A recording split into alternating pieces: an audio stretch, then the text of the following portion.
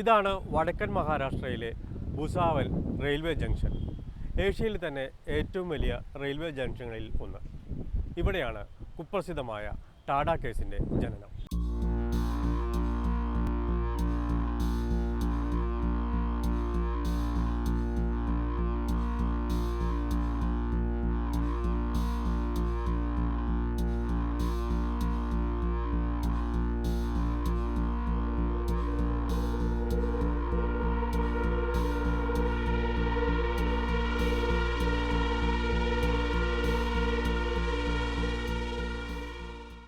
ഇതാണ് ഭുസാവലിലെ കഡ്ക എന്ന ഗ്രാമം.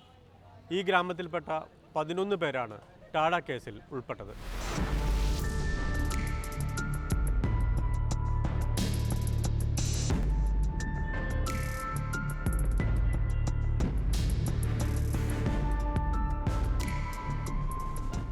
ഇദ്ദേഹമാണ് ജാമിൽ അഹമ്മദ് ഖാൻ.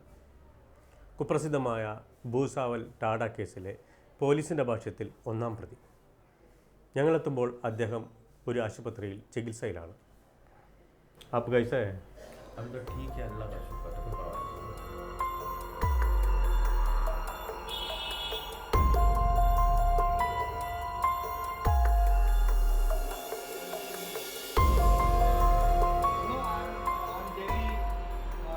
एक्टिव लोग, मैं जो हूँ बहुत एक्टिव था समाज का।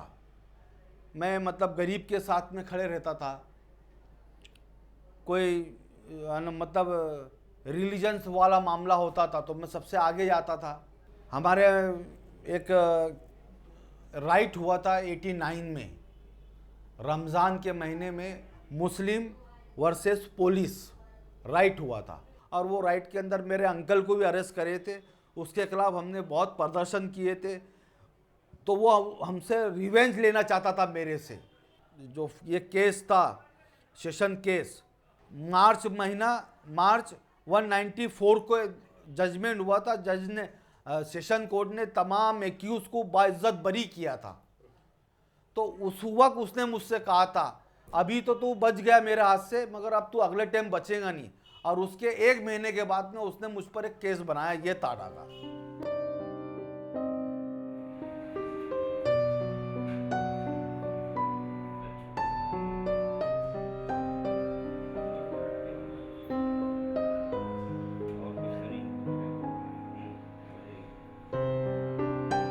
उस समय तो बहुत खौफ का वो था, बहुत टेरर फैला दिया गया था। और टेरर इस तरह से फैलाया गया था कि हमारा जो अक्यूज़ नंबर 1 है उसको बहुत टॉर्चर करके और उसका एक VCR बनवाया गया था। और VCR में उससे एक्सेप्ट करवाया था कि ये सब हमने किया है। बहुत टॉर्चर करने के बाद उसका वो VCR बनाया था। और फिर वो VCR पूरे डिस्ट्रिक्ट के बड़े बड़े लोगों को बुलाकर बताया गया कि देखो ये एक्सेप्ट कर रहा है कि हमने ऐसा किया है, इसलिए इन लोगों को हमने अरेस्ट किया। ഇത് ഷെയ്ഖ് ഷഫീഖ് ഷെയ്ഖ് അസീസ്, കേസിലെ 5ാം പ്രതി സ്ഥാനത്തുള്ള ആൾ. ഭുസാവൽ നഗരസഭയിലെ ജാം മൊഹല്ലയിൽ നിന്ന് തുടർച്ചയായി 5 തവണ തിരഞ്ഞെടുക്കപ്പെട്ടയാൾ. പക്ഷേ പോലീസിന് ഇതൊന്നും വിഷയമായില്ല.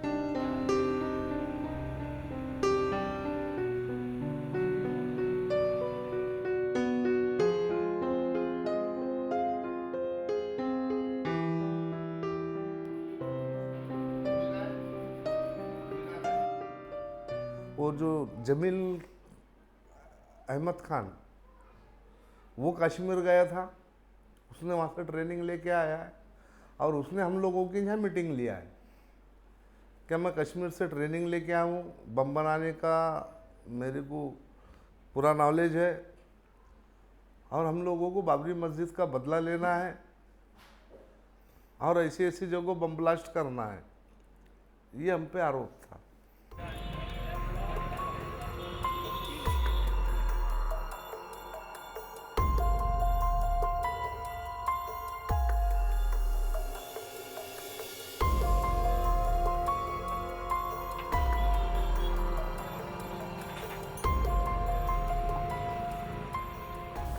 कनेक्शन बोले तो जो जमील था वो मेरे घर के पीछे ही रहता था, मैं इसको जानता था जमील को, बस और कुछ भी नहीं।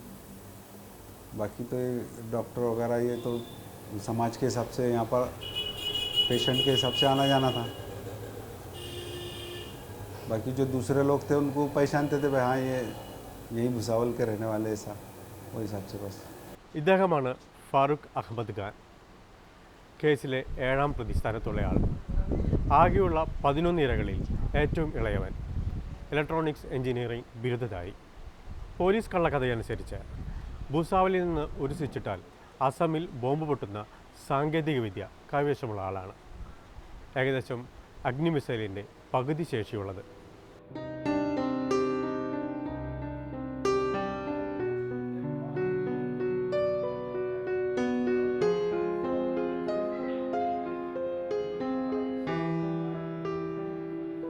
We are the lucky persons. A lot of case of Tada is there in Maharashtra. Many of accused are get life sentence or hanged, but we are the lucky that a good magistrate or designated magistrate we by which our case was seen. If he is not a good person, he is not a law abiding person, then what will happen, what was happened, that we can't say.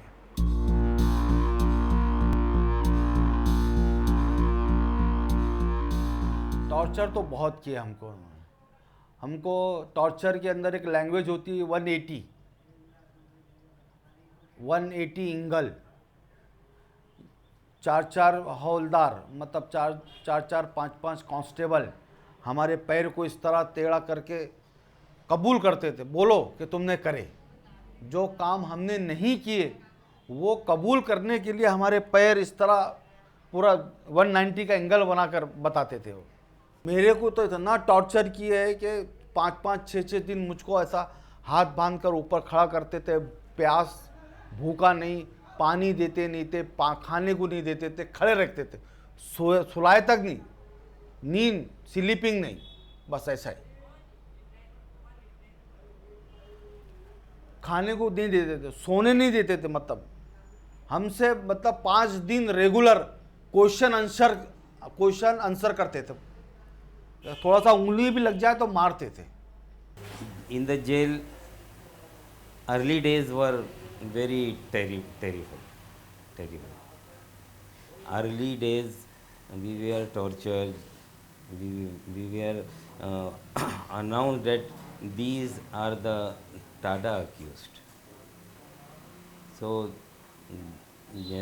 jail, other prisoners, they taunt us, they torture us, but gradually after 20-25 days we were settled down there. 8-10 police वाले होते थे और सब कपड़े पूरे उतार लेते थे। कपड़े उतार के पैर जो है उसको 180 का एंगल बना के पैर को खींचते थे।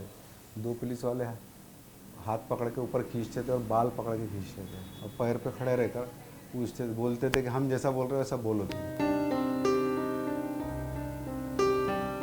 जेल में बहुत तकलीफ हुई हमको,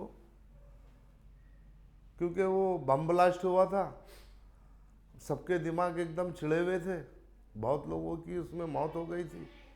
और फिर हमको इस आरोप में लेके आए थे बम ब्लास्ट में, के बम ब्लास्ट करने वाले थे। तो वहाँ जेल में पुलिस से लेकर कैदियों तक इन्होंने मारहाने भी की और तकलीफें भी बहुत दी हमको।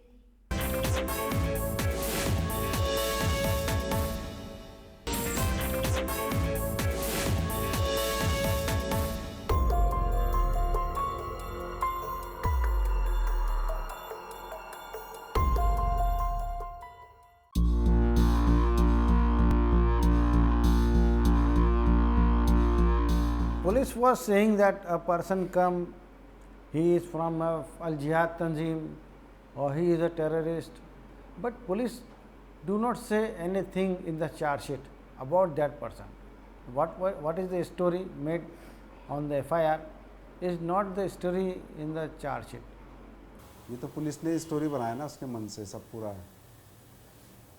तो सब वही जैसा पुलिस को ऐसा लगा, जो इन्फॉर्मर जो था ना अयूब खान सिद्दीक खान, इसने पुलिस को बताया, पुलिस को इसने ऐसा बताया, वो उसको टॉर्चर किए, इसलिए उसने पुलिस को यानी नाम लेने लगाई पुलिस ने कि भाई इनके नाम बोलो करके ऐसा। उसने हमारे नाम बोला, उसके बाद में फिर हमको लोगों को गिरफ्तार किया। No evidence, no name, no full name, XYZ Asif Asif Asif Asif. Last time तक वो आसिफ आसिफ चला, वो आसिफ का कोई रोल नहीं, लेकिन लास्ट में उन्होंने आसिफ को जो है फरार आरोपी की लिस्ट में नाम लगा दिया उसको, जबकि आसिफ का कोई वर्णन नहीं, कौन है था, कहाँ का था, किधर का था, कन्फेशनल स्टेटमेंट में उसका नाम नहीं, उसका रेसिडेंशियल का पता नहीं, कहीं नहीं, उसको आरोपी नहीं किया गया, उसका तपास नहीं किया गया। Police only interested in making cases. He do not take bother.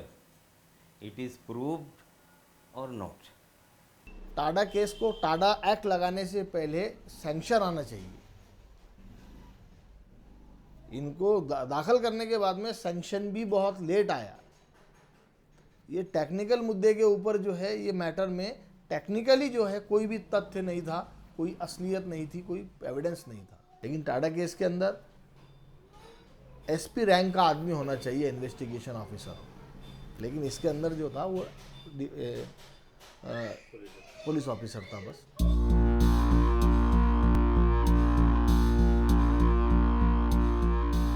These 25 years were we were very tense. It was routine. When some accident, some explosion happened, so we were caught.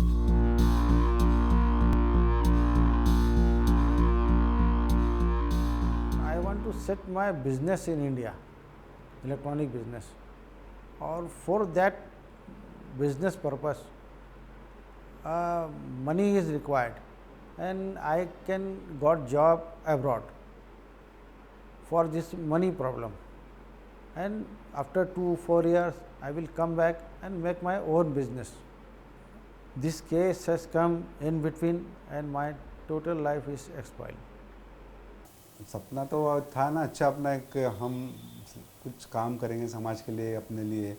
हम उस वक्त मैं BA भी कर रहा था side में, rickshaw चलाने के साथ साथ में, तो एजुकेशन हासिल करके एक अच्छी पोस्ट पर जाके काम करने का ये सोचते थे, ये ड्रीम था हमारा।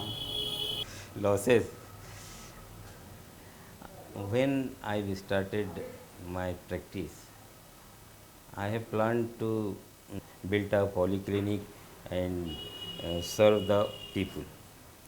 But when I was arrested and released on bail, no other doctors were cooperating with me. Loss personal life में, हाँ लॉस तो हुआ ना। कई सालों तक तो हमको आतंकवादियों की नज़र से देखा गया। जो हमारे हिंदू समाज के और समाज के दोस्त लोग थे वो हमसे दूर हो गए थे, हमारा व्यवहार नहीं करते थे। हमारे से हम कोई बिजनेस करने जाए उनसे तो वो हमसे बिजनेस नहीं करते। ഇതാണ് ഭൂസാവൽ ടാഡ പീഡന കേസ്. 25 വർഷം കഴിഞ്ഞാണ് നീതി ദേവത കൺതുറന്നത്. അന്നത്തെ യുവാക്കൾ ഇന്ന് മധ്യവയസ്കരായി, അന്നത്തെ മധ്യവയസ്കർ ഇന്ന് വൃദ്ധരായി. പലരുടെയും സ്വപ്നങ്ങൾ പൊലിഞ്ഞു, ജീവിതം ഞെരിഞ്ഞമർന്നു. വൈകിയെങ്കിലും നീതി ലഭിച്ചല്ലോ എന്നാണ് ഇവർ ആശ്വസിക്കുന്നത്. എന്നാൽ ജീവിതത്തിലും മനസ്സിലുമേറ്റ മുറിപ്പാടുകൾ മായാതെ കിടക്കുകയാണ്.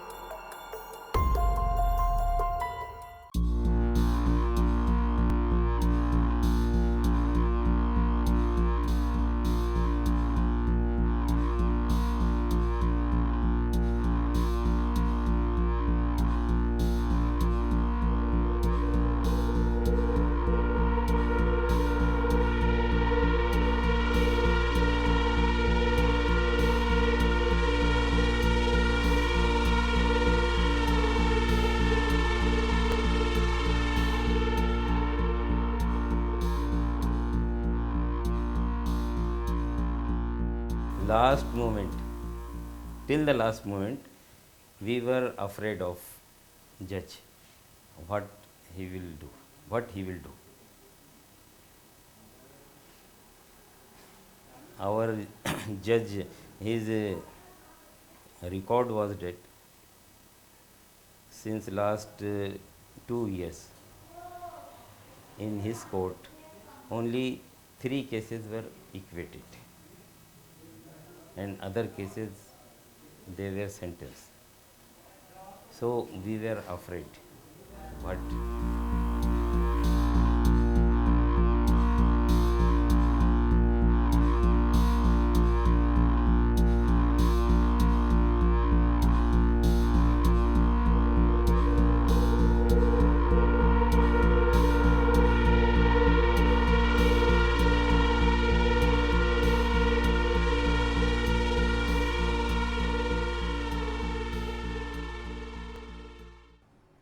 जज साहब ने तो एक जुमला अदा किए थे कि आज हमने तुमको अभी निर्दोष किए।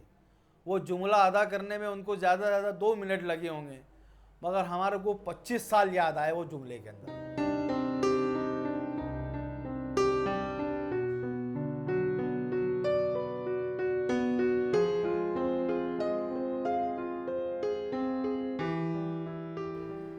"25 year my loss."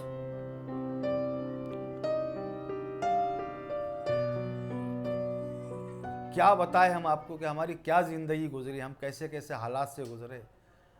हमको आतंकवादी का लेबल लगा हम पर, टेररिस्ट का लेबल लगने के बाद में ना गवर्नमेंट की सर्विस, ना प्राइवेट सेक्टर में सर्विस, ना मिनी सेक्टर के अंदर हमको सर्विस नहीं मिलती थी।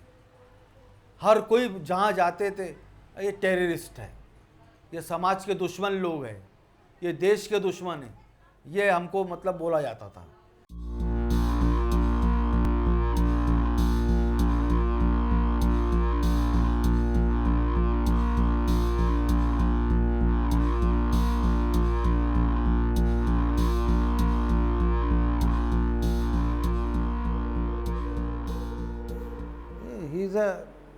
He is not a good man. Anyone can be take a revenge. He is a very crude officer. Behind the point, his chaddi was RSS, brown knicker. अब एक मरे हुए आदमी के लिए क्या बोलूँ मैं, वो तो ऊपर वाला देखेंगे। अब हम कुछ नहीं बोल सकते। हमारे इस्लाम के अंदर है कि मरने वाले के बुराई नहीं करना चाहिए। अब मैं उसके बोल नहीं सकता। तो ऊपर तो ईश्वर के सामने डे ऑफ जजमेंट के दिन तो फैसला होना है।